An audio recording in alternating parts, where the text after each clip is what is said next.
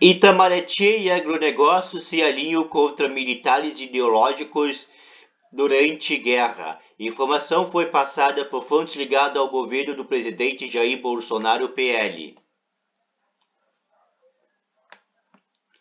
A guerra na Ucrânia provocou um realinhamento das forças políticas que sustentam o governo do presidente do Brasil, Jair Bolsonaro PL. O conflito aproximou o Itamaraty do Ministério da Agricultura e colocou em contraposição contra militares e o que sobrou neste governo da chamada ala ideológica. O chanceler Carlos Franca e a ministra Tereza Cristina, segundo fontes do governo, têm conversado praticamente todos os dias sobre o conflito. Nesta quarta-feira, dia 1º, por exemplo, chegaram a fazer uma reunião não registrada na agenda para tratar do assunto. O tema central foi uma estratégia para evitar que falte fertilizantes do Brasil.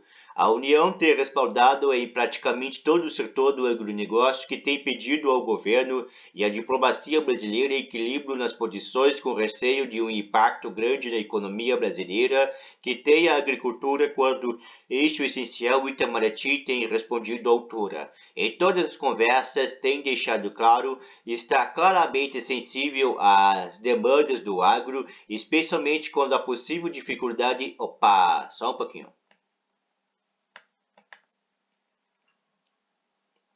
Especialmente quando possível dificuldade no abastecimento de fertilizantes e outros insumos vindo da área de conflito.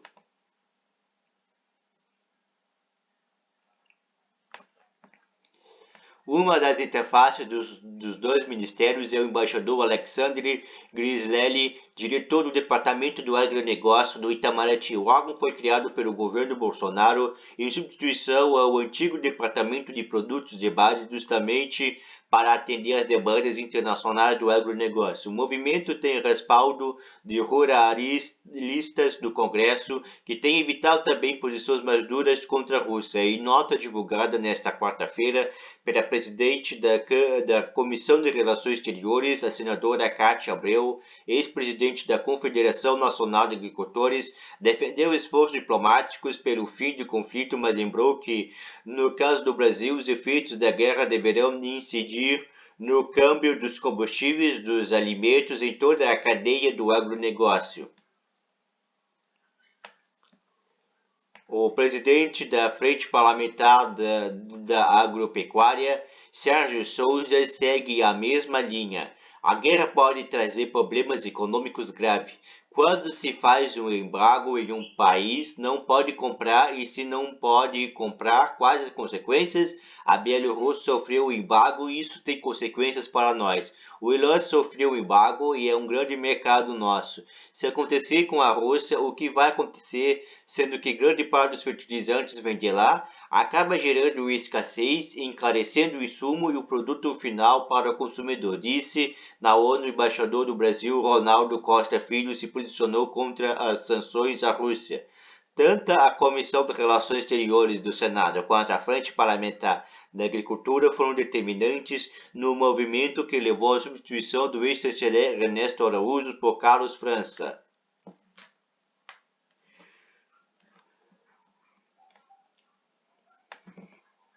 Araújo e seus aliados remanescentes da chamada ala ideológica do governo têm criticado a postura de França e da diplomacia brasileira da guerra da Ucrânia e promovido uma inusitada aliança com os militares, ala com o qual se conflagraram durante a primeira metade do governo. A ala ideológica considera que o Itamaraty na prática adotou uma posição pró-Rússia, mas segundo integrante desse grupo deixa transparecer que se trata mais de uma posição de Bolsonaro do que da diplomacia brasileira. Avaliam que a posição do Itamaraty sempre foi pela neutralidade, não como exemplo os votos do Brasil sobre o leste da Ucrânia e Crimeia na época do governo Dilma Rousseff e Michel Temer. Aponta também que o embaixador da ONU não estaria confortável com as posições manifestadas da ONU. Ronaldo é egresso da gestão Ernesto Araújo, tendo sido nomeado antes mesmo do embaixador do Brasil em Washington.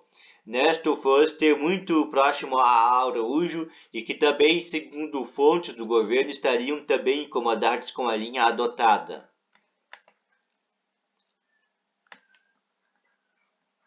Dizem ainda que o Itamaraty não teria aceitado o fato de a Ucrânia ter enviado o vice-chanceler e outros oficiais do governo para uma visita com o assessor especial da Presidência da República, Felipe Martins, sem ter encontrado com a cúpula do Itamaraty. Martins era braço de Ernesto desde o Planalto, mas perdeu influência com dismissão do comando da chancelaria brasileira. Do lado militar, segundo fontes da área, a premissa é a de que a ação da Rússia rompeu princípios basilares do sistema internacional, deixando em aberto a solução militar para pressionar países mais fracos.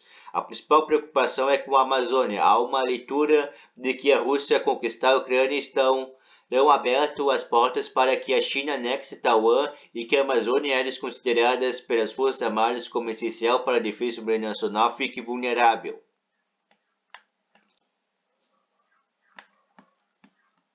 Há ainda outros fatores. O ministro da Defesa, Braga Neto, por exemplo, foi adido no exército dos Estados Unidos e da Polônia, o que teria influenciado sua visão mais antissoviética do mundo, mesmo como o ministro do Gabinete de Segurança Institucional, General Augusto Heleno, que começou a atuar no governo ainda mais no regime militar alinhado aos americanos.